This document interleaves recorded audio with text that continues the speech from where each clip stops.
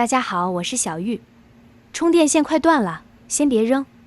今天教您几个方法，用一个瓶盖修复一下，修复好跟新的一样耐用。在这个手机不离手的时代，给手机充电已经是我们的家常便饭。随着时间的推移，充电器自然就成了一种易耗品，可能一部手机能使用3-4年，都没什么问题。但充电头和充电线却是很容易提前罢工的。有时候我们手头的充电器出现了这种破损的情况，但在短期内还没有什么问题。这时很多人还是会继续使用，可实际上这样的做法存在很大的安全隐患。要是一直这样充电，稍不注意就可能会酿成大祸。因此大家要特别注意，如果发现充电线出现这几种现象，那么就需要修复一下了。我们先来看看方法1。首先准备一根细线，将其对折一下，接着放在数据线的根部，拿起绳子长的一头，然后一圈一圈的紧紧缠绕在数据线上。缠的时候一定要注意，将短线和数据线放在一起缠进去，一直缠绕过破损的部分。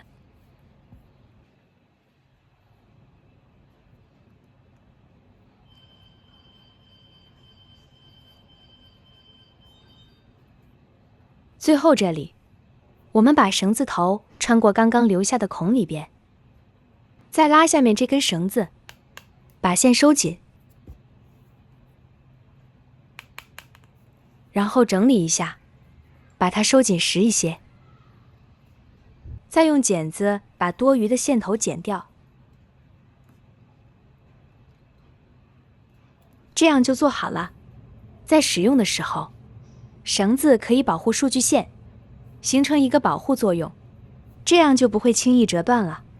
除了给数据线做保护措施之外，在使用的时候也需要注意，当我们在拔数据线的时候，建议要捏住数据线根部，轻轻往外拔。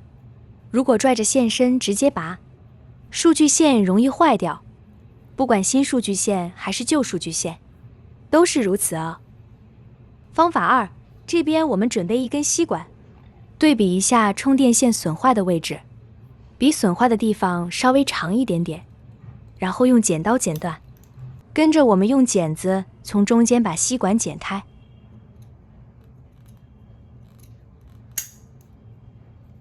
这样就行。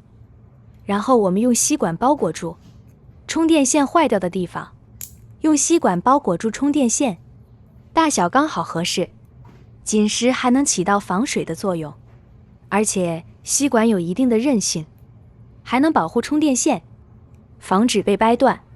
现在吸管是活动的状态，所以我们还需要再加一层防护措施。这个我们最为常见，几乎每个家里都有存货的一种绝缘胶布，我们用它把胶带缠起来，缠紧一些也没有关系。这胶布还真实用，它不仅价格十分便宜，而且防护效果特别好，就算买多了也没有关系，可以用来进行别的用途。剪掉多余部分，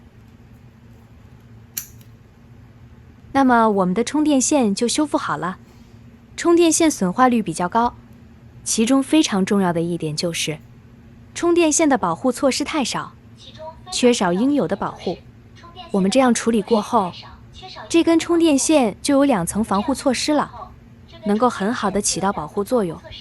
修复一根损坏的充电线不花1分钱，后期的使用过程中再也不用担心手机充电线的问题了。方法3，这边准备一支用剩的这种笔即可，一支带弹簧的笔。我们第一步先把旧的圆珠笔拆开，取出里面的弹簧，就是这小小的弹簧就够了。接下来我们把这根弹簧缠绕在数据线上，一般的笔中的弹簧大小应该是足够，所以不用担心缠不上，操作绝对简单易上手，缠起来很轻松。1分钱后期的使用过程中，再也不用担心手机充电线的问题了。缠好就是这样的。接下来我们用热熔胶粘上一圈，均匀的粘上1圈即可。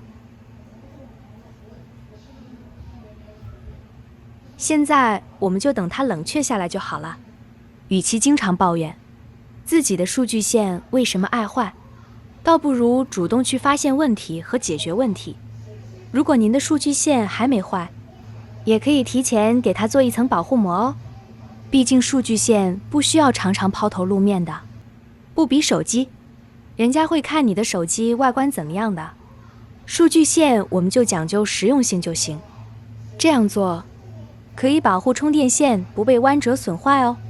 这样固定后，我们就不用担心充电线折断了，是不是很方便呢？方法4，首先是破损的充电线头，其次就是一个瓶盖。为了避免卫生原因，你可以选择将瓶盖洗干净后再使用，这时家里有电烙铁就最好了。如果家里没有电烙铁，就像我这样用起子烧热后烫瓶盖。烫一下瓶盖边缘中间部位，需要在这里打一个孔，一边烫一边用充电线对比一下，刚好能穿过去就行了。一边对比一边烫孔，这样才能让充电头和瓶盖完全贴合，像这样刚好能够穿过就行。接下来我们在这个孔的正对面再烫一个小孔，和数据线的大小差不多就行。然后我们把小孔的上方用剪子剪开，这样就行了。这会儿我们再把数据线穿进来，大头穿大孔，数据线就放小孔固定住就行。接下来将热熔胶挤入瓶盖和线缆之间，然后等待其冷却。使用热熔胶这个步骤不是必备步骤，但是加上这个步骤之后，我们才能更好的固定住线缆，避免再次断裂，而且整个效果之后会更稳固。挤多挤少完全根据个人喜欢。现在我们就等它冷却凝固就好了。修复后再实际操作，你会发现修复后的效果很不错，比原来的还要更牢固，因为损坏的部分经过了很好的固定，不会轻易受到折磨，所以再次折断的概率会小得多。用这种方法修复几乎没有这样的效果，不仅达到了我们的想要的修复效果，还让我们节省了1根充电线的钱，划算又好用，对吧？除了这些方法，还有许多的小技巧哦，大家可以发挥想象力研究一下哦。如果你的充电线还没有加固，就快点行动吧。好了，今天的视频内容到这里就结束了。如果你那里有更好的建议，欢迎于评论区留言，同时也期望大家能够多多点赞转发，使更多的人能够关注到这些事实动态。感谢您的支持，我们下期不见不散，拜拜。